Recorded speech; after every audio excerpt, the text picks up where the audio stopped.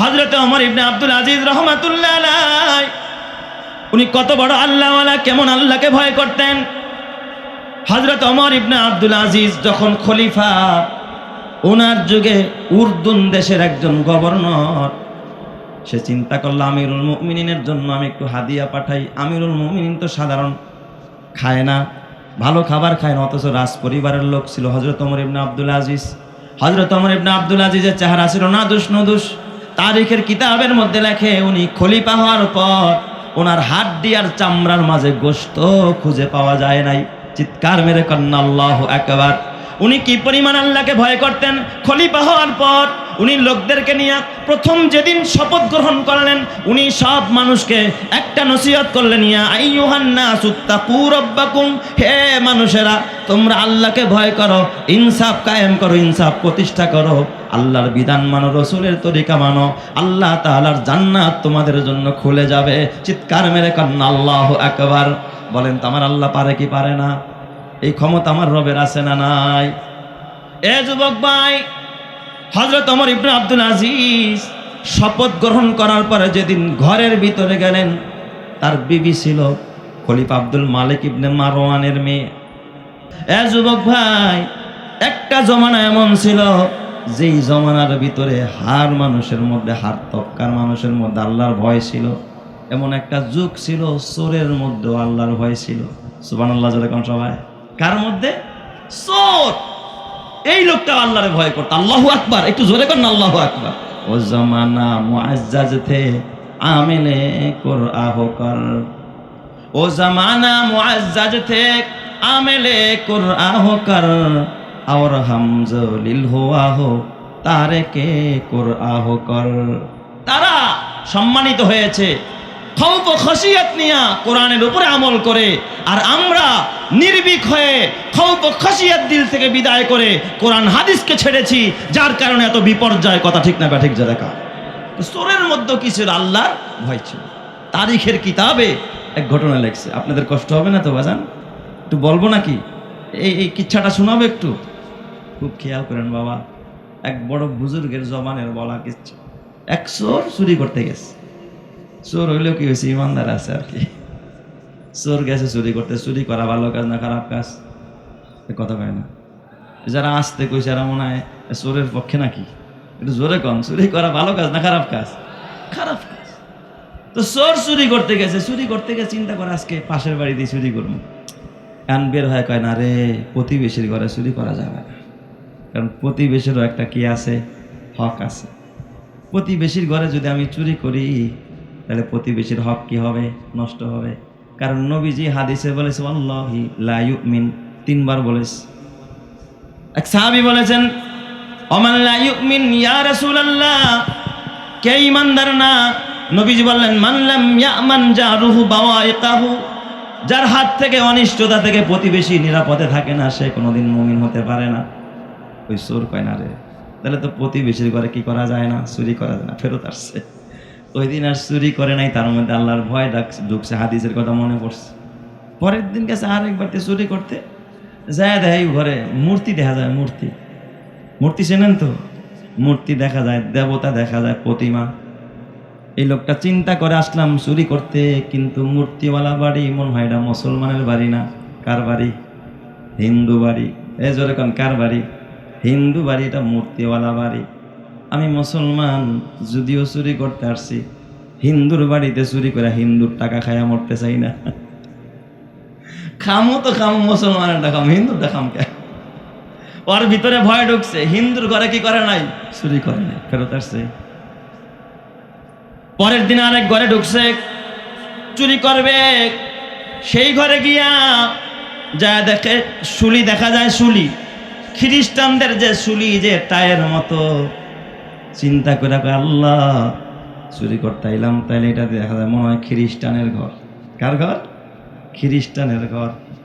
খ্রিস্টানের টাকা আমি চোরের পেটে যাবে, এটাও আমি বরদাস্ত করতে পারি না। আমি খ্রিস্টানের ঘরে চুরি করবো না। এই খৌফ ও খশিয়াত নিয়া, ভয় নিয়া খ্রিস্টানের ঘরে চুরি করে নাই। ঘুরতে ঘুরতে সারা রাত ঘুরছে, শেষ বেলায় পাইছে একটা মসজিদওয়ালা বাড়ি। সুবহানাল্লাহ যেরকম সবাই। বাড়ির ঘাটায় মসজিদ মনে করছে এটা মুসলমানের বাড়ি রে, বাড়ির মধ্যে আবার নাম লেখা আছে, বুঝা ফেলাইছে এটা কার বাড়ি, মুসলমানের বাড়ি। ওই বাড়িতে চুরি করতে ঢুকছে, দুইকা দোতলায় উঠছে, দোতলা বিল্ডিং, দোতলায় উঠা এখন দেখে বাড়িওয়ালায় টাকা, আগের যুগে তারা তো সিন্দুর টিন্দুর ছিল না, রাখছে যেখানে মোটামুটি একেবারে হাতের নাগালেই, কিন্তু লেখা আছে যে এইটা হলো এই টাকার জাকাত দেওয়া হয়েছে, এটা হালাল টাকা। আবার আরেক জায়গায় কিছু টাকা রাখা, ওখানে লেখা আছে এই টাকার জাকাত দেওয়া হয় না, এটা হারাম টাকা। সুবহানাল্লাহ বলেন সবাই। যেই টাকার জাকাত দেওয়া হয় ওই টাকা কি টাকা? হালাল টাকা। যেই টাকার জাকাত দেওয়া হয় না ওই টাকা কি টাকা? হারাম টাকা। কারণ জাকাত হলো না পাক। জাকাত শব্দের শাব্দিক অর্থ হলো পবিত্রতা, পবিত্রতা। তার মানে জাকাত দিলেন মাল পবিত্র হয়ে গেল, জাকাত দিলেন না মাল অপবিত্র রয়ে গেল। এখন চোরে চিন্তা করে তা চুরি করবো যেহেতু, তাই হারাম না চুরি করে লাভটা কি, কোনটা চুরি করবো? হালাল নাই চুরি করি। এবার আবার চিন্তা করে চুরি করবো তো কয় টাকা আছে আগে একটু গণ্যা লই। এইটা সেইটা করতে করতে টাকা গনতে গনতে এদিকে ফজরের আজান দিয়ে দিছে। কিসের আজান দিছে? ফজরের আজান। চোরা এবার মনে মনে চিন্তা করে, আল্লাহ ও আকাশের মালিক, চুরি করতে আসলাম, আজান হয়ে গেল, এখন তো নামাজের টাইম, চুরি করব ভালো কথা, তাইলে আজানটা দিয়েই ফেলাই। চোরা এবার যার ঘরে চুরি করতে ঢুকছে দোতলায় দাঁড়ায় ক্যাবলামুখী হয়ে আজান আরম্ভ করে দিছে, আসসালাতু খাইরুম মিনান নাওম। উঠো মুমিন মুসলমান, উঠো মুমিন মুসলমান, ঘুম হইতে নামাজ ভালো। এই সুর যখন বাইজা উঠছে বাড়িওয়ালার ঘুম ভাঙছে। বাড়িওয়ালাকে কিরে আজান দিব মসজিদ, আমার ঘরে আজান দেয় কেডা আবার? সুবহানাল্লাহ জোরে কোন সবাই। বাড়িওয়ালার ঘুম ভেঙে গেছে। এখন বাড়িওয়ালায় দেখে আজান শেষ হতে না হতে এই লোকটা আজান দিতেছে, এত মধুর কণ্ঠের আজান। চোর হইলেও আজানটা কি বহু মজাদার। বাড়িওয়ালা এসে কয়, মিয়া তুমি কে? আমার পরিচয় জানার দরকার নাই। এই আপনার অজু আছে? হ্যাঁ অজু আছে। কয় তাহলে একামত দেন, নামাজ শুরু করে দিয়ে। সুবহানাল্লাহ যেরকম সবাই। বাড়িওয়ালারে নিয়ে এবার ইমামতি আরম্ভ করে দিস। বাড়িওয়ালায় মুক্তাদি, চোর এবার ইমাম। ইমাম কে হয়েছে এবার? চোরে ইমামতিও করে। সুবহানাল্লাহ বলেন সবাই। চোর ইমামতি করতে গিয়া খুদার কোরআন পড়তেছে, এত মধুর কণ্ঠের তেলাওয়াত। কিছু কিছু কারি সাহেবরা দেখবেন তেলাওয়াত করলে দিলের মধ্যে আঘাত লাগা আছে না নাই? খালাকাল ইনসানা মিন সালসালিন কাল ফাখখার ওয়া খালাকাল জান্না মিন মারিজিন মিন নার ফাবিআইয়ি আলাই রাব্বিকুমা তুকাযযিবান। জোরে কন্না আল্লাহু আকবার। চোর যখন মধুর কণ্ঠে খোদার কোরআন তেলাওয়াত আরম্ভ করে দিয়েছে, আপনারা বলতে হবে জবান ছেড়ে, এই কোরআনের তেলাওয়াতের আঘাত দিলের মধ্যে যিনি লাগায়া দেয় তিনি কে? আর জোরে বলতে হবে তিনি কে? এত মধুর কণ্ঠে খোদার কোরআন সূরা রহমান শেষ করেছে। বাড়িওয়ালা পিছনে দাঁড়ায়া দাঁড়ায়া চোখের পানি ফালায়া ফালায়া কাঁদতেছে। আল্লাহু আকবার। তাহার এত মধুর কণ্ঠের কোরআনের তেলাওয়াত। নামাজ শেষ কইরা সালাম ফিরাইয়া কয় আমি এবার যাই। বাড়িওয়ালায় বড় অবাক, দাওয়াত দিলাম না, গেট খুললাম না, দরজা খোলা ছাড়া আইলো কেমনে, আমার ঘরের ভিতরে ঢুকলো কি? তার পরিচয় ডাক দিয়া কয় ভাই পরিচয়টা দিয়া তারপরে যান। কয় না পরিচয়ের দরকার নাই, আজকে থাক। কয় না পরিচয় না দিলে যাইতে দিব না। এবার সে ডাক দিয়া বলে মিথ্যা কথাও বলা যাবে না, ভাই ঢুকছিলাম আপনার ঘরে চুরি করার জন্য, টাকা গনতে গনতে আজানের টাইম হয়ে গেছে, আজান দিয়া নামাজ পড়েছি, এখন আপনি এসে গেছেন ধরা খায়া যাবো, এই জন্য টাকা নেই, তাহলে আমি যাইগা। এবার বাড়িওয়ালায় ডাক দিয়া বলে ভাই কেন চুরি করতে আসছেন? কয় ঘরে বিবি বাচ্চা না খাওয়া, বাচ্চাগুলো না খাওয়া 3 দিন যাবত হয়ে যায়, ঘরের চুলায় আগুন জ্বলে না। বাড়িওয়ালার দিলের মধ্যে আঘাত লাগছে। তালাটা মাইরা বাড়িওয়ালা একটা দৌড় মারছে। দৌড় মাইরা নিচতলায় গিয়া বিবিরে ডাক দেয়া, কয় বিবি রে সুসংবাদ আছে। বিবি একটা সুসংবাদ। কয় কি সুসংবাদ? এ মুসলমান আপনারা জানেন কিছু মানুষ আছে স্বভাবের চোর, আর কিছু মানুষ আছে অভাবের চোর। কথা কয় না কা সবাই? এই লোকটা যে চুরি করতে গেছে স্বভাবের কারণে না অভাবের কারণে? অভাবের কারণে ঘরে খাবার নাই।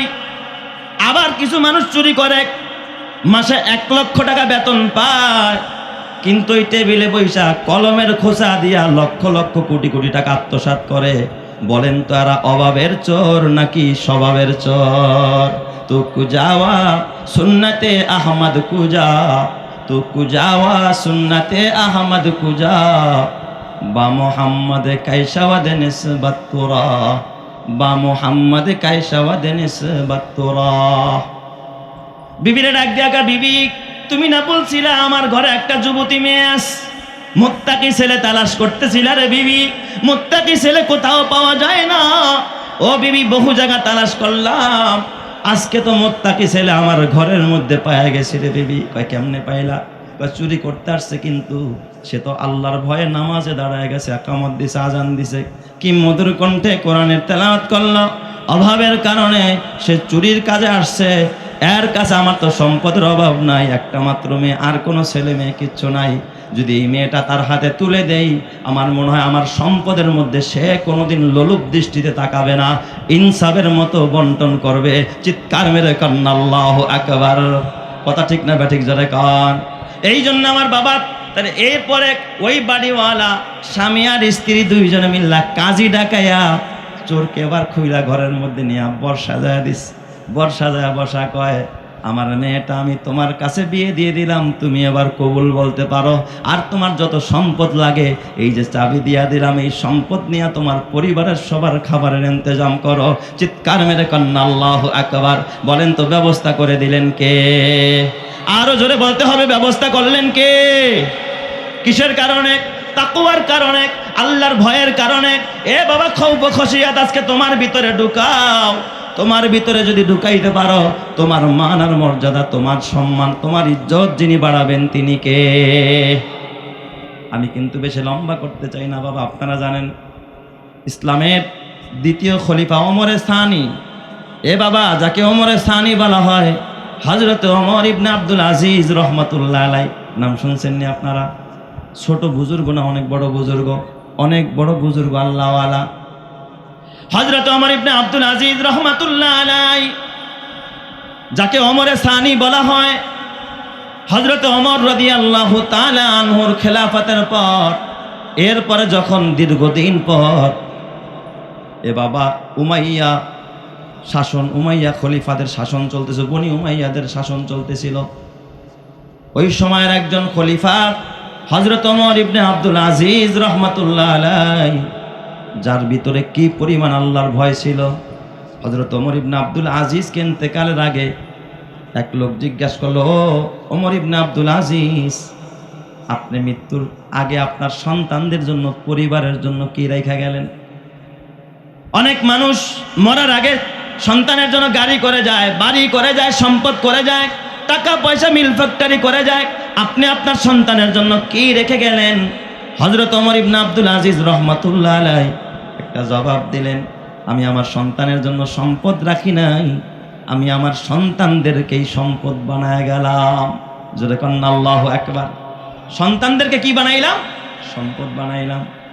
ও গোপালগঞ্জের মুসলমান, যার সন্তানটাই মুসলিম এতিমখানায় পড়ে, যদিও সন্তান বড় ডক্টর হয় নাই, ডাক্তার হয় নাই, বিজ্ঞানী হয় নাই, বড় বড় মোটা অঙ্কের টাকা কামাই করতে পারে নাই, তার জন্য সম্পদ রাখতে পারেন নাই, কিন্তু আপনি বুকে হাত দিয়া এই কথা মালিকের কাছে বলতে পারবেন, মালিক আমার সন্তানটারে আমি সম্পদ বানায় গেলাম। কারণ যেই সন্তান হালাল খায়, হারাম ছাড়ে, যেই সন্তান রবের হুকুম মানে, নবীর তরিকা মানে, এই সন্তানকে কিয়ামতের ময়দানে তোমার আমার সম্পদ বানায়া দিবেন যিনি, তিনি কে? আল্লাহ সম্পদ বানায়া দিবে এই আলেম সন্তানকে, হাফেজ সন্তানকে। এটা হলো বড় সন্তান, বড় সম্পদ। টাকা পয়সা রাখলেন, গাড়ি বাড়ি নারী, আপনার কোনো সম্পদ কাজে আসবে না। কাজে আসবে এই সন্তান নামক সম্পদটা। চিৎকার মেরে কন্যা সুবহানাল্লাহ। এই জন্য আমার বাবা হাতে পায়ে ধরে বলা যায়, হযরত ওমর ইবনে আব্দুল আজিজ রহমাতুল্লাহ আলাইহি, উনি যখন উমাইয়া খেলাফত আমলে উনি যখন খলিফা হলেন, হযরত ওমর ইবনে আব্দুল আজিজের ভিতরে কি পরিমাণ আল্লাহর ভয়, কি পরিমাণ ইনসাফ হযরত ওমরের ভিতরে। তার ইনসাফের কারণে, তার আদালতের কারণে তার যুগে হযরত ওমর ইবনে আব্দুল আজিজ বলতেন, যদি ফোরাত নদীর তীরে একটা কুকুর পানির অভাবে মারা যায়, আমি ওমর ইবনে আব্দুল আজিজকে হাসরের ময়দানে আল্লাহর আদালতে জবাব দেওয়া লাগবে। অথচ মদিনা থেকে ফোরাতের তীর কত দূর, ওখানেও যদি পানির অভাবে একটা কুকুর না খেয়ে মারা যায়, তার জন্য আমি ওমরকে কিয়ামতে আল্লাহর কাছে জবাব দেওয়া লাগবে। তাহলে বলেন, তার ভিতরে আল্লাহর ভয় আছে না নাই? আর এখন মানুষ না খায় মারা যায়, দেখার মতো প্রতিবেশীটাও খুঁজে পাওয়া যায় না। কথা ঠিক কিনা? এই ইনসাফের কারণে তার যুগে মহিষ, গরু এবং বাঘ, সিংহ পাশাপাশি একই সাথে পানি পান করত। সুবহানাল্লাহ বলেন। একটা বাঘ একটা ছাগলের দিকে নজর দিত না, একটা সিংহ একটা হরিণের দিকে নজর দিত না। কারণ ওমর ইবনে আব্দুল আজিজের শাসন চলতেছে। বাদশা যদি ইনসাফগার হয়, বাদশা যদি ন্যায় প্রতিষ্ঠা করে, বাদশা যদি ইনসাফ করে, ওই জমিনের মধ্যে পশু পাখির ভিতরেও ইনসাফ প্রতিষ্ঠা করে দেন যিনি, তিনি কে? আল্লাহ ইনসাফ প্রতিষ্ঠা করে দিছে। বাঘে হরিণ খায় না, আর সিংহ ছাগল খায় না, আক্রমণ চালায় না, রক্ত পান করে না। হযরত ওমর ইবনে আব্দুল আজিজ রাহমাতুল্লাহ আলাইহি উনি কত বড় আল্লাহওয়ালা, কেমন আল্লাহকে ভয় করতেন। হযরত ওমর ইবনে আব্দুল আজিজ যখন খলিফা, ওনার যুগে উর্দুন দেশের একজন গভর্নর, সে চিন্তা করল আমিরুল মুমিনিনের জন্য আমি একটু হাদিয়া পাঠাই। আমিরুল মুমিনিন তো সাধারণ খায় না, ভালো খাবার খায় না, অথচ রাজ পরিবারের লোক ছিল হযরত ওমর ইবনে আব্দুল আজিজ। হযরত ওমর ইবনে আব্দুল আজিজের চেহারা ছিল নাদুস নুদুস। তারিখের কিতাবের মধ্যে লেখে, উনি খলিফা হওয়ার পর ওনার হাড্ডি আর চামড়ার মাঝে গোশত খুঁজে পাওয়া যায় নাই। চিৎকার মেরে কন্না আল্লাহু আকবার। উনি কি পরিমাণ আল্লাহকে ভয় করতেন। খলিফা হওয়ার পর উনি লোকদেরকে নিয়ে প্রথম যেদিন শপথ গ্রহণ করলেন, উনি সব মানুষকে একটা নসিহত করলেন, ইয়া আইয়ুহান নাসু তাকু রাব্বাকুম, হে মানুষেরা তোমরা আল্লাহকে ভয় করো, ইনসাফ কায়েম করো, ইনসাফ প্রতিষ্ঠা করো, আল্লাহর বিধান মানো, রসুলের তরিকা মানো, আল্লাহ তাআলার জান্নাত তোমাদের জন্য খুলে যাবে। চিৎকার মেরে কন্না আল্লাহু আকবার। বলেন তো আমার আল্লাহ পারে কি পারে না? এই ক্ষমতা আমার রবের আছে না নাই? এ যুবক ভাই, হযরত ওমর ইবনে আব্দুল আজিজ শপথ গ্রহণ করার পরে যেদিন ঘরের ভিতরে গেলেন, তার বিবি ছিল খলিফা আব্দুল মালিক ইবনে মারওয়ানের মেয়ে, তার নাম হলো ফাতেমা। খলিফা আব্দুল মালিক ইবনে বাবা মারওয়ান, যিনি 21 বছর পর্যন্ত বনি উমাইয়া খেলাফতের সুখী পরিবারের একটা কন্যা। হযরত ওমর ইবনে আব্দুল আজিজ ঘরের ভিতরে ঢুইকা বিবিরা ডাক দিয়া, বিবি গো, আজকে আমি আমিরুল মুমিনিন, এই দেশের বাদশা আমারে বানানো হয়েছে। বিবি, এতদিন সুখ করছো, যা চাইছো তাই পাইছো, এখন থেকে আমি দেশের শাসক, আমি দেশের রাখাল হয়ে গেছি। আমি এখন শাসক নয়, আমি রাখাল, আমি এখন খাদেম। দেশের জনগণের খেদমত করার জন্য এখন আমি আমির হয়েছি, খাওয়ার জন্য নয়। এখন তোমার তেমন খবর নিতে পারবো না ও বিবি, তোমার চাহিদা পুরা করতে পারবো না, তোমার সবসময় আমি সময় দিতে পারবো না। বিবি, এখন তোমার কষ্ট হবে। তোমার যদি মন চায় আমার ঘরে থাকতে, তাহলে থাকো, কষ্ট করে থাকো, কোনো বাধা নাই। আর যদি মনে করো আমি বাদশার মাইয়া, আমি কষ্ট করব না, আমি তোমার কাছ থেকে মুক্তি নিয়ে বাবার কাছে চলে যাব, আমি ওমর ইবনে আব্দুল আজিজ এজাজত দিয়া দিলাম, তুমি যাইতে পারো। চিৎকার মেরে কন্না আল্লাহু আকবার। কিন্তু যেমন বাদশা তেমন তার মেয়ে, যেমন স্বামী তেমন তার স্ত্রী। ওমর ইবনে আব্দুল আজিজ রাহমাতুল্লাহ আলাইহির বিবি ডাক দিয়া, স্বামী গো, তুমি তো জানো না যেই রবের কুদরতি কবজা আমি ফাতেমার জীবন, আমি তোমার ওয়াদা দেই স্বামী গো, শুনে রাখো, আমি মরে যাইতে পারি, না খায়া থাকতে পারি, আমি তোমার সুখের দিনও যেমন পাশে ছিলাম, তুমি যদি দেশের জন্য, দশের জন্য, জনগণের জন্য কষ্ট করো, ত্যাগ স্বীকার করো, আমি তোমার সাথেই থাকতে চাই। কিয়ামতের ময়দানে আমি ওমর ইবনে আব্দুল আজিজের হাতটা ধরেই খোদার জান্নাতে যেতে চাই। চিৎকার মেরে কন্না আল্লাহু আকবার। আরো জোরে বলেন আল্লাহু আকবার। হযরত ওমর ইবনে আব্দুল আজিজের কথা বলতেছিলাম। উর্দুনের গভর্নর এই গরিব আমিরুল মুমিনের জন্য 2 পটলা হাদিয়া পাঠাইছে, খেজুর লেখা পাঠাইছে, হাজা হাদিয়াতুম মিন গভর্নর। আরে গভর্নরের পক্ষ থেকে এটা হলো হাদিয়া। ওমর ইবনে আব্দুল আজিজের সামনে যখন পোটলা দুইটা আনা হলো, জিজ্ঞাসা করলো মিন আইনা, এটা কোথার থেকে আসছে, কে দিয়েছে? কয় আপনার একজন গভর্নর উর্দুনের, সে পাঠাইছে আপনার জন্য হাদিয়া। হযরত ওমর ইবনে আব্দুল আজিজ ডাক দিয়ে বললেন, এই আমার হাওয়ারিয়িন যারা আছো তোমরা বলো, এই হাদিয়া ওই গভর্নর, উর্দুনের গভর্নর কিসে করে পাঠাইছে, কিভাবে পাঠাইছে? আপনার যেই বাহনটা, বার্তা বাহক, এই যে টেলি যোগাযোগ মাধ্যম, আমাদের দেশে তো যোগাযোগ ব্যবস্থা এখন গাড়িতে হয়, তাই না? এখন তো অনলাইনের যুগ, একটা ঘটনা ঘটলে মুহূর্তের মধ্যে ভাইরাল হয়ে যায়। একটা সময় এমন ছিল, মানুষ হাইটা গিয়া খবর দিত অথবা ঘোড়ায় চলে যাইতো, উঠে চলে যাইতো। এই যে ঘোড়াটা আপনার যোগাযোগের কাজ করে, খবর পৌঁছায়, সংবাদ পৌঁছায় উর্দুনে গভর্নরের কাছে। আপনার এই বাহনটা নিয়া একজন বার্তা বাহক গিয়েছিল উর্দুনের গভর্নরের কাছে সংবাদ দিয়া। এই ঘোড়া যখন ফিরতেছিল, ওই ঘোড়ার পিঠের মধ্যে আর ওই বার্তা বাহকের মাধ্যমে উর্দুনের গভর্নর আপনার জন্য হাদিয়াটা পাঠাইছে। হযরত ওমর ইবনে আব্দুল আজিজ ডাক দিয়া বলে, ও ভাই তোমরা শোনো, এই ঘোড়া কিন্তু আমার টাকার কিনা না, এটা আমার রাষ্ট্রীয় সম্পদ, রাজ্যের টাকা এই ঘোড়াটা কিনা, আর এটা সরকারি সম্পদ। সরকারি সম্পদে বহন কইরা যেই খেজুর আনছে, আমি ওমর ইবনে আব্দুল আজিজ এই খেজুর যদি আমি খাই, কিয়ামতে যদি আল্লাহ আমার জিজ্ঞাসা করে, ওমর সরকারি বাহন ব্যবহার করে, সরকারি গাড়ি ব্যবহার করে, সরকারি একটা বাহন ব্যবহার করে তুমি খেজুর আইনা খেজুর খাইছিলা, আজকে আমার কাছে জবাব দিয়া যাও, আমি ওমর ইবনে আব্দুল আজিজ একটা কদম জবাব দিয়া সামনে বাড়তে পারবো না। চিৎকার মেরে কম সুবহানাল্লাহ। তাহলে বলেন তার দিলের ভিতরে ছিল কার ভয়? কয় তাইলে আমিরুল মুমিনিন কি করব? কয় কাজ করো, খেজুরগুলো নিয়ে বাজারে যাও, বাজারে গিয়া খেজুরগুলো বিক্রি করে দাও, আর এই টাকাটা বাইতুল মালে দিয়ে দাও, সরকারি কোষাগারে দিয়ে দাও। যেহেতু মালটা বহন করে আনছে সরকারি গাড়ি, সরকারি বাহন, সরকারি ঘোড়া, এই ঘোড়ায় বহন করার মাল আমি ওমর ইবনে আব্দুল আজিজ খাবো না।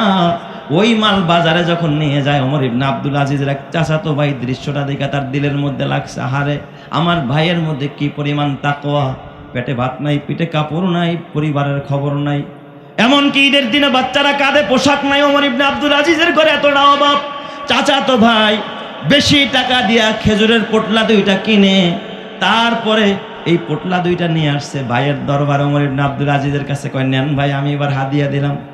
কয়খানে দিয়ে উর্দুনের সিল লেখা, তুমি এটা কোথায় পাইলা? কয় বাজারে বিক্রি করা হয়েছে।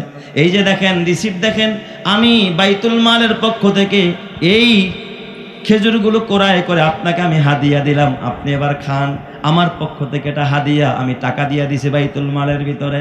এ মুসলমান, হযরত ওমর ইবনে আব্দুল আজিজ রাহমাতুল্লাহ আলাইহি ওই খেজুর তখন খাইলেন, এর আগ পর্যন্ত খায় নাই, কারণ এখন তো বাইতুল মালের মাল না, এখন তার চাচাতো ভাই কিনে তাকে হাদিয়া দিয়েছেন।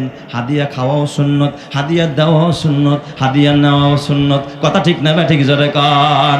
এই জন্য আমার বাবা এই ওমর ইবনে আব্দুল আজিজ রাহমাতুল্লাহ আলাইহি, এ আমার বাবা তাফসীর ইবনে কাসিরের মধ্যে আল্লামা ইবনে কাসির রাহমাতুল্লাহ আলাইহি লেখে, একদিন হঠাৎ করে একজন মা চিৎকার মারতেছে, এই ওমর ইবনে আব্দুল আজিজ আর দুনিয়াতে নাই, ইন্তেকাল করেছে।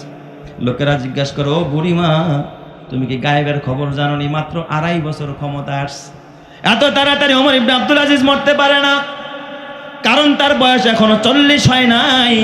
এত অল্প বয়সে লোকটা মারা যাইতে পারে না। তুমি কি গায়েবের খবর জানোনি যে ওমর ইবনে আব্দুল আজিজ মারা গেছে? মহিলা কয়, ওই জাতের কসম করে কয়, আমার বিশ্বাস ওমর ইবনে আব্দুল আজিজ দুনিয়ায় নাই, ওমর ইবনে আব্দুল আজিজ ইন্তেকাল করেছে তার ক্ষমতা গ্রহণের 2.5 বছর পরের ঘটনা। লোকেরা মহিলার কথায় আর কান দেয় না। ঠিক কিছুদিন পরে তথ্য তালাশ করে খবর নিয়ে দেখে, এই মহিলা যেই দিন চিৎকার মাইরা এই কথা বলেছিল, ঠিক ওই দিনেই বিকেলবেলা ওমর ইবনে আব্দুল আজিজকে শহীদ করে দেওয়া হয়েছিল। চিৎকার মেরে কন্যা আল্লাহু আকবার। তখন লোকেরা ওই বৃদ্ধা মায়ের কাছে গিয়া ডাক দিয়া কয়, মা গো, তুমি কিভাবে খবর পাইলা ওমর ইবনে আব্দুল আজিজ মারা গেছে? টেলিফোন নাই, ফেসবুক নাই, কোনো সাংবাদিক নাই, কেমনে তুমি খবর পাইলা? ওই মহিলা চোখের পানি ফালা কান্দে আর ডাক দিয়া বলে, ও মদিনার লোকেরা, তোমরা তো জানো না, আমার বাড়ি সুদূর ওই জঙ্গলের পাশে নদীর পাড়ে আমি বসবাস করি, গরিব মানুষ। আমার স্বামী কাঠ কেটে খায় জঙ্গলের ভিতরে, আমি বড় অভাবী অসহায়। আমি মাঝে মাঝে পাহাড়ি এলাকায় বের হই, আমি নদীর দিকে যখন তাকাই, আমি তাকায়া দেখতাম নদীর পাড়ে ছাগল আর সিংহ একসাথে পানি পান করত, কিন্তু কোনোদিন সিংহ ছাগলের রক্ত পান করতো না, আক্রমণ চালাইতো না। কিন্তু যেই দিন আমি চিৎকার মাইরা এই ঘটনা তোমাদের সামনে তুলে বলেছি, ওই দিন দেখতে যে সিংহ ছাগলের উপরে হামলা চালায়, একটা বাঘ হরিণের উপর হামলা চালায়, আমার তখন বিশ্বাস হয়ে গেছে ওমর ইবনে আব্দুল আজিজ দুনিয়ায় নাই। যদি ওমর ইবনে আব্দুল আজিজ দুনিয়ায় থাকতেন তাইলে এই জুলুম চলতে পারতো না, এই অন্যায় চলতে পারতো না। এ মুসলমান, আজ মুজাহিদ আজম শামসুল হক ফরিদপুরি নাই, আজকে হাফিজি নাই, আজকে পীরজি নাই, আজকে শাইখুল ইসলামেরা নাই, আজকে কাসেম নানুতুবি নাই, এ আমার বাবা আজকে হুসাইন আহমদ মাদানি নাই, আশরাফ আলী থানবী নাই, এ আমার বাবা আজকে মুজাদ্দেদ আল-ফেসানি নাই, ইমামে আজম আবু হানিফা নাই, ইমামে আহমদ ইবনে হাম্বল নাই। কিন্তু কসম আল্লাহ, ওই সমস্ত বুজুর্গানের দিনের একটা বুজুর্গ যদি জমিনে থাকতো, এই জমিনের মধ্যে কোনো অথর্বরা, কোনো জালেমেরা জুলুম করার সুযোগ পাইতো না। কথা ঠিক না বেঠিক জোরে কান? এই জন্য আমার বাবা, এই জমিনে যদি শান্তি আনতে চাও, তাকওয়ার বিকল্প নাই। তাকওয়া আমার ভিতরে আসলে আমি ভালো হব, তাকওয়া পরিবারে আসলে পরিবার ভালো হবে, তাকওয়া সমাজে আসলে সমাজ ভালো হবে। আর ওই তাকওয়ার শিক্ষাই দেওয়া হয় কোরআনের শিক্ষাই মাদ্রাসায়, এই মুসলিম এতিমখানায়। তাইলে বলেন মুসলিম এতিমখানার দরকার আছে না নাই? আরো জোরে বলেন দরকার আছে না নাই?